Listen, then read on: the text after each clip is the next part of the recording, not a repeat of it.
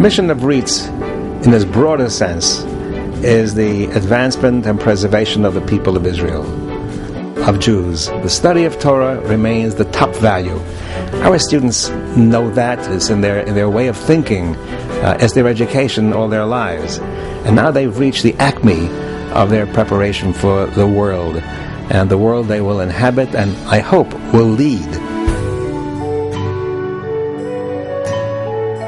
Wherever I go, wherever anybody from the community goes, it's a running joke that you'll say, I'm from Omaha. And then the first thing that comes out of another person's mouth is, there are Jews in Omaha? The answer is yeah. And in fact, I would say almost everybody who comes here is surprised that there's a strong, active, connected, affiliated Jewish community in Omaha. I look towards the institutions in New York, particularly Yeshiva University, as my leadership, and I see myself as an emissary, that I'm spreading their message of Torah Umada, that I'm coming out here and I'm trying to present modern Orthodoxy to a world where it's really, at this point, unfamiliar. I would say that the front lines, the place where we're needed the most, is in places like Nebraska. My history with the rabbinate goes way back.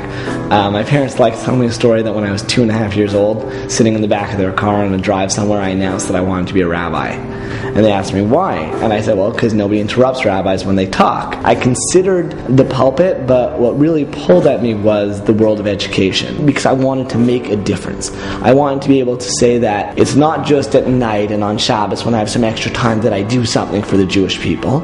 Every moment of my waking hours is spent ensuring the continuity and ensuring the vitality of the Jewish people. That, for me, was necessary to make my life meaningful. People who happen to live in Beverly Hills in our community, they've been blessed financially and otherwise, to get them to sympathize and empathize with those who don't have, to expand the borders of the community beyond the geographics of who we are. We're also trying to create a community that's sensitive to the greater Jewish people. The nucleus of that community is rooted in Chesed. One of the programs that Jacob's involved in is Tomchei Shabbos. It brings the community together to prepare food, to package food, and to deliver food for families in need who literally will not have food on their tables. Chesed is so integral, because otherwise you have the great fear, the great challenge of a Jew becoming self-centered. If it's not rooted in giving, if it's not rooted in chesed, then it's not transformative.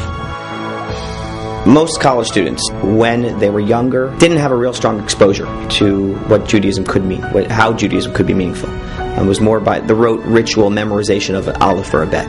I find that very empty, and I still find it empty. And the students that I deal with are looking for the whys, looking for the hows, looking for the reasons. My mandate is to, and our mandate is to kind of empower students and to enable students to say, I want to take this on my own path.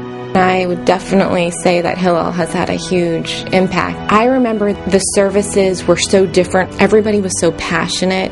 I don't have to understand what's going on in the prayer book. Most of the time I don't. But when I'm surrounded by people and we're all singing together, and I just feel closer to my religion. There's an old saying that says there are no atheists in foxholes.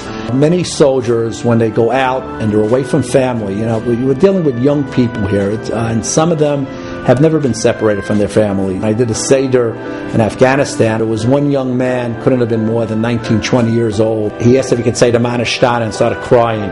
And he said he'd been in Afghanistan at that point 11 months, and this is the first time he felt homesick. Religion can be the greatest comfort.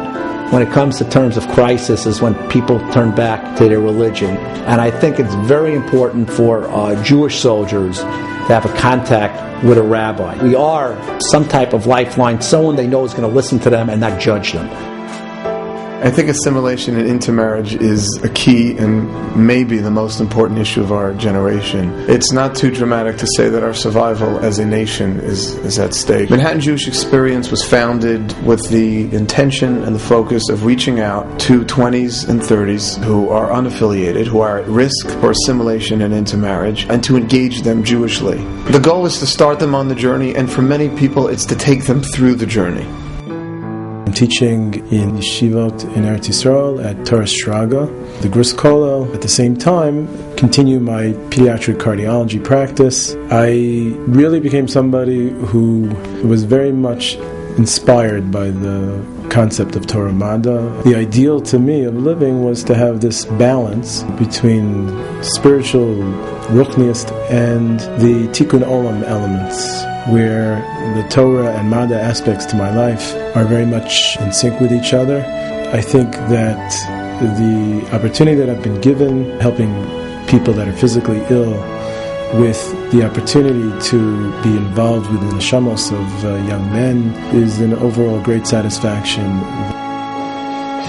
The mission, goal, and purpose of the Simon Wiesenthal Center is to remember the past and do whatever we can to make sure that the horrors of the Shoah are never revisited, chas v'shalom, not in ourselves or in anyone else. To stand for the protection of Jews worldwide, and also for broader human rights in making sure that there is a Jewish voice when there are crimes against humanity and genocide perpetrated against others.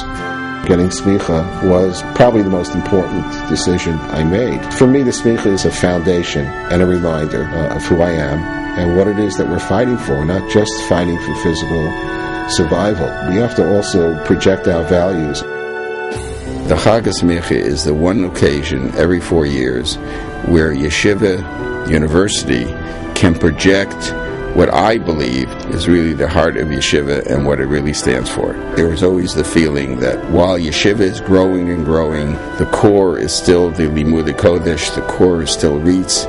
REITs' responsibility to American Jewry and to all Jewry to make sure that the Masorah, the core, the essence of what Judaism has always been, and then with the written law and the oral law, should remain as vital and as vibrant to the life of the Jewish people as ever. We don't believe you can have a Jewish people without that. All the rabbis are faced with a major challenge. You have to show that the Torah is relevant.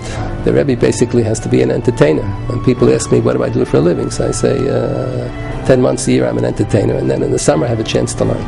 A Rebbe in a yeshiva has to entertain the students. He has to bring out those parts of the text, of the Gemara, of the Chumash, that will catch the interest of the students. I hope that the students will be guided by a sense of the vastness of this tradition, by a sense of responsibility to the past, the sense that because they are a link in the chain of tradition, it's their responsibility to stabilize that chain, to strengthen that chain, and to enhance it. We celebrate and honor those graduates of REITs, those musmachim, who have defined our lives, who have served our community, who've built lives of meaning and purpose, whose alumni classes we celebrate today. And when you look at these young men, and you look at the impact they are already having to build a life that works, to build a life of meaning, to build an ascendant Torah Umada community, there's cause for nothing but celebration.